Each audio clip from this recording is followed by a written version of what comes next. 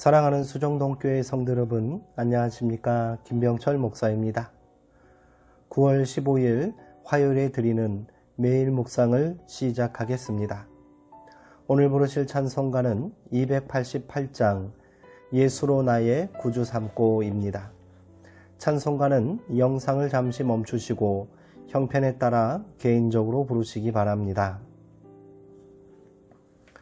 하나님의 말씀은 야고보서 4장 11절에서 12절까지 말씀입니다.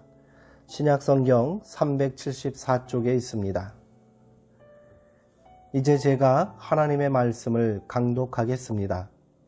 이것은 하나님의 말씀입니다. 하나님의 말씀에 경청하시기 바랍니다. 형제들아, 서로 비방하지 말라. 형제를 비방하는 자나 형제를 판단하는 자는 곧 율법을 비방하고 율법을 판단하는 것이라. 내가 만일 율법을 판단하면 율법의 준행자가 아니요 재판관이로다. 입법자와 재판관은 오직 한 분이시니 능히 구원하시기도 하시며 멸하기도 하시느니라. 너는 누구이기에 이웃을 판단하느냐. 아멘. 판단하지 말라라는 제목으로 묵상 말씀을 나누도록 하겠습니다. 사람 사는 곳에 갈등이 없을 수 없습니다. 교회도 마찬가지이지요. 마틴 루터는 교회를 가리켜 거룩한 창녀라고 했습니다.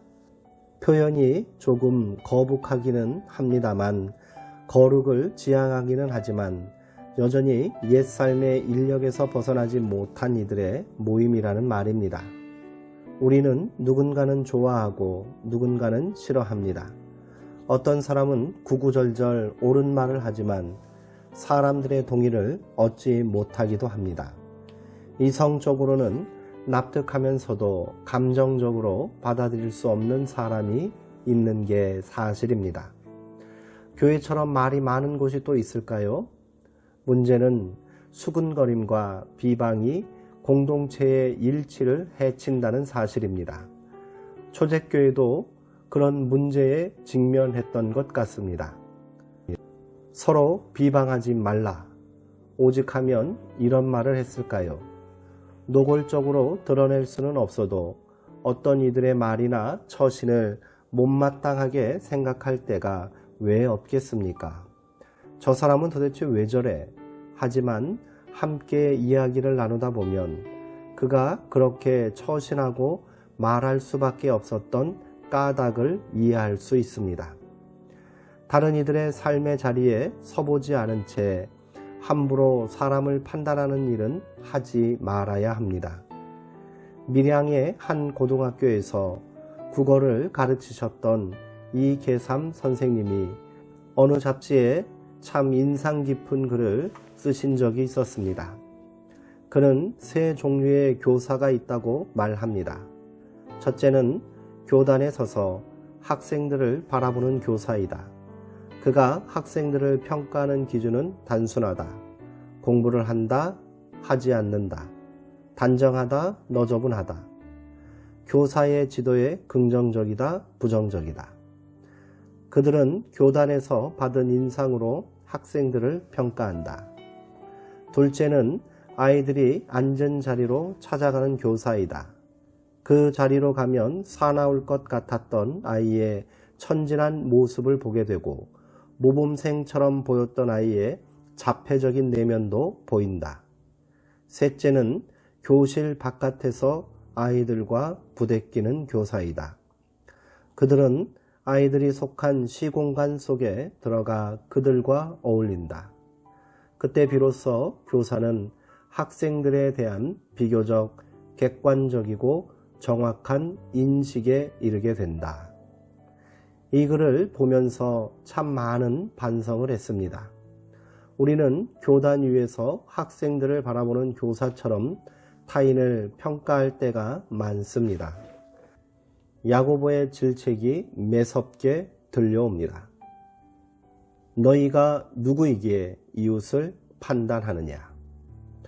교회 공동체는 하나님께서 평화롭게 사는 법을 익히라고 우리에게 주신 선물 아니겠습니까? 서로 함께 북돋는 관계를 통해 우리는 악마의 유혹을 물리칠 수 있습니다. 사소한 차이 때문에 불화를 겪는 것처럼 큰 낭비가 없습니다.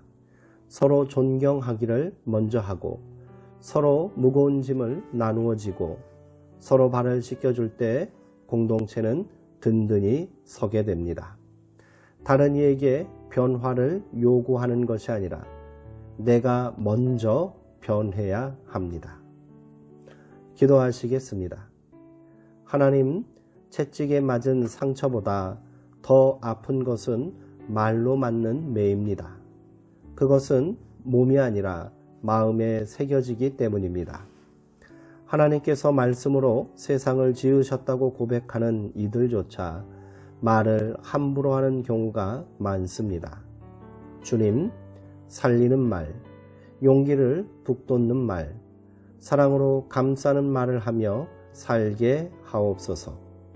그러나 필요할 때는 허위를 깨는 말을 하되 그 말을 듣는 이들을 진심으로 아끼고 존중하는 사람이 되게 해 주옵소서.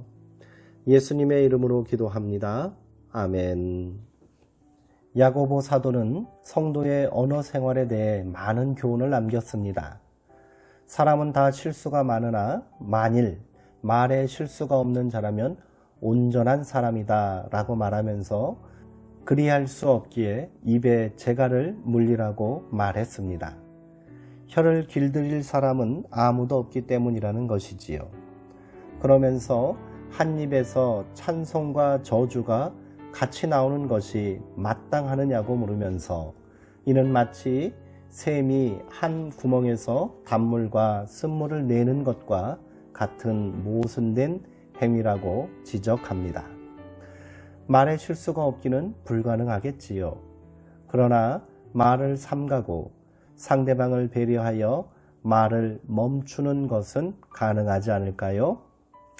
오늘은 가까이 있는 그 사람에게 생명의 말, 위로의 말, 칭찬의 말을 전해주면 어떨까요? 사랑하는 성도님들, 오늘도 평안하시고요. 주 안에서 강건하시기 바랍니다.